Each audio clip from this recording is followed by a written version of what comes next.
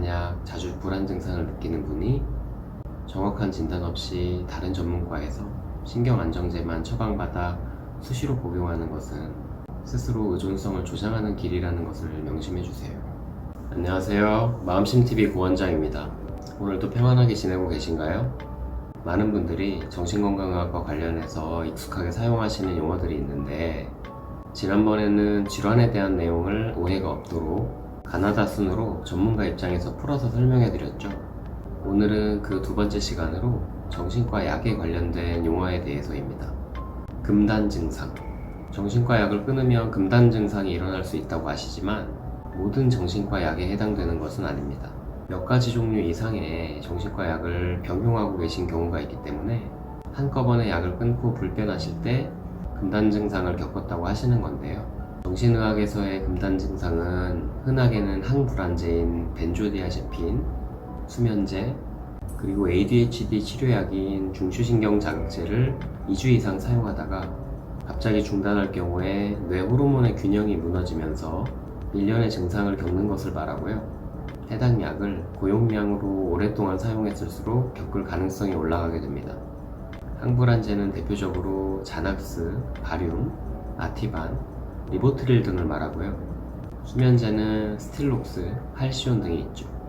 이 약들을 갑자기 중단하면 금단 증상으로 식은땀, 빈맥 등의 자율신경계 항진 반응, 그리고 손떨림, 불안, 불면, 부역감, 심하면 환각을 경험하거나 경련까지도 발생할 수가 있습니다. 반감기가 짧은 약들은 중단하고 하루 이틀 사이가 가장 힘들고, 반감기가 긴 약의 경우에는 중단 후에 2주가 지나도 금단 증상을 겪을 수가 있죠. 중추신경 자극제는 페니드나 메디키넷, 콘서타 이런 약들을 말하죠. 이 약들을 갑자기 중단할 경우에는 피로나 불면 혹은 과다수면, 악몽, 식욕 증가, 정신운동의 변화들이 일어납니다. 비슷하지만 조금 다른 경우로는 항우울제를 갑자기 중단할 경우에 중단증후군이라고 현기증, 몸살 기운 같은 금단 증상과는 조금 다른 불편한 증상을 겪기도 하죠. 이렇듯이 복잡한 부분이 있으니 항상 담당 의사와 중단 가능 여부 및 중단 과정을 상의하시는 것이 좋겠습니다. 수면제. 정신건강의학과에서 자기 전에 먹고 혹은 잠이 오지 않을 경우에 먹고 자라고 처방받은 경우의 약들을 모두 수면제로 아는 경우가 많으신데요. 먹고 졸리다고 해서 모두 수면제는 아닙니다. 각종 항불안제, 항우울제, 소량의 항정신병제도 먹고 졸릴 수 있어서 수면 목적으로 사용될 수 있어요. 꼭 짚고 넘어가셨으면 하는 부분은 정신건강의학과에서 제가 잘 알고 존경하는 대부분의 선생님들은 결코 무분별하게 수면제를 사용하지 않습니다. 예상 밖의 부작용의 가능성도 있고, 무엇보다 수면제의 의존성이 다른 수면에 도움이 될 수 있는 약들보다 높기 때문인데요. 효과가 빨리 나타나고 지속기간이 짧기 때문이죠. 뇌의 가바 소용체에 작용해서 중추신경계 전반의 흥분을 억제해서 잠에 드는데 사용기간이 2주를 넘어가게 되면 의존성이 생길 수 있습니다. 건강보험 심사평가원에서도 한 번에 처방될 수 있는 기간을 제한하고 있으니까요. 대표적인 약으로는 스틸록스와 할시온이 있습니다. 저 같은 경우에는 가능하다면 수면제보다는 의존성이 없거나 덜한 약부터 사용을 하고, 워낙 증상이 심한 경우에만 함께 상의하여 수면제를 고려하고 있어요. 수면 유도제. 불면 증상을 해결하기 위해 약국에서 받을 수 있는 약들로 전문 의약품이 아니라 일반 의약품에 해당하죠. 의사의 처방 없이 구할 수 있다는 점이 가장 특징적이겠네요.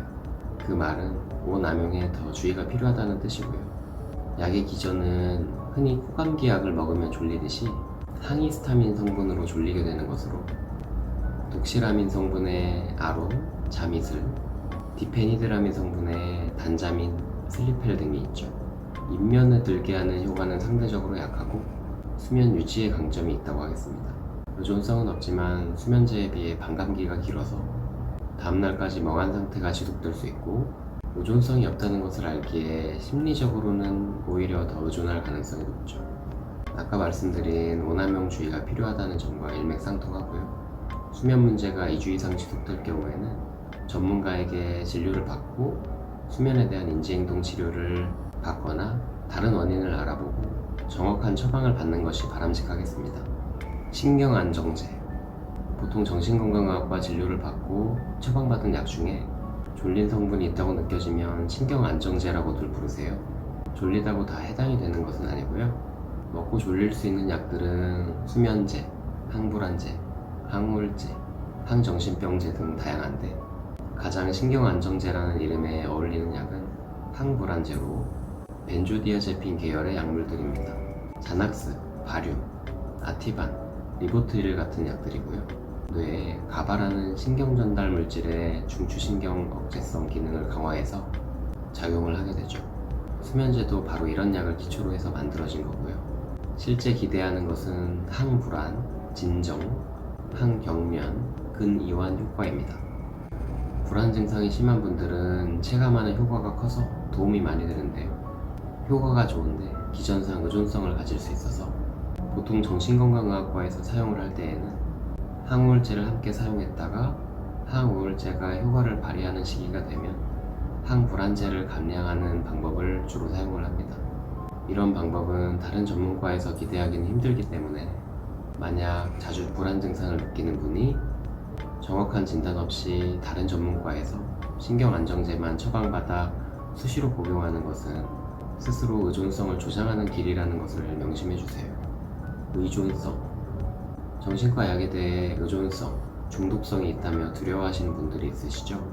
분명 의존성을 주의해야 하는 약들이 있으나 그렇지 않은 더 중요한 약들이 있으니 정확히 아시고 불필요한 걱정을 더시기 바랍니다.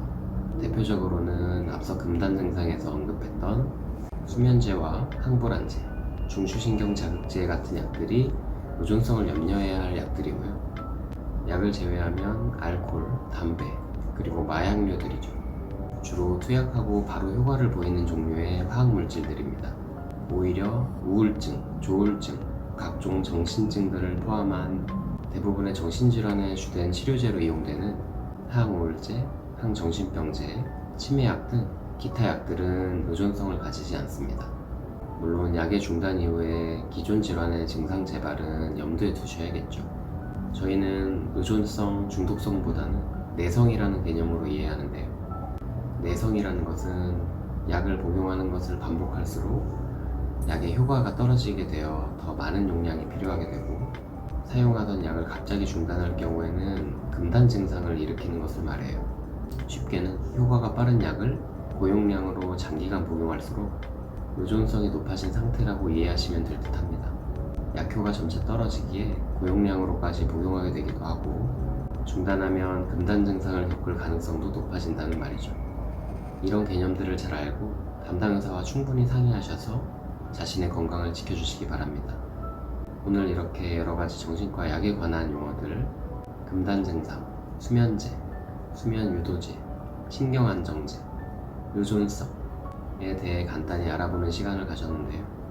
조금이라도 평소에 가지고 계시던 오해가 줄어들 수 있었으면, 그리고 필요한 분의 경우에는 꼭 도움을 받을 수 있으시면 좋겠습니다. 오늘은 여기까지 말씀을 드리고 앞으로도 제 영상을 쉽고 편안하게 보고 싶으시면 구독과 좋아요 부탁드리고요. 오늘도 마음이 쉬어가셨기를 바랍니다. 그럼 다음 영상에서 또 만나요.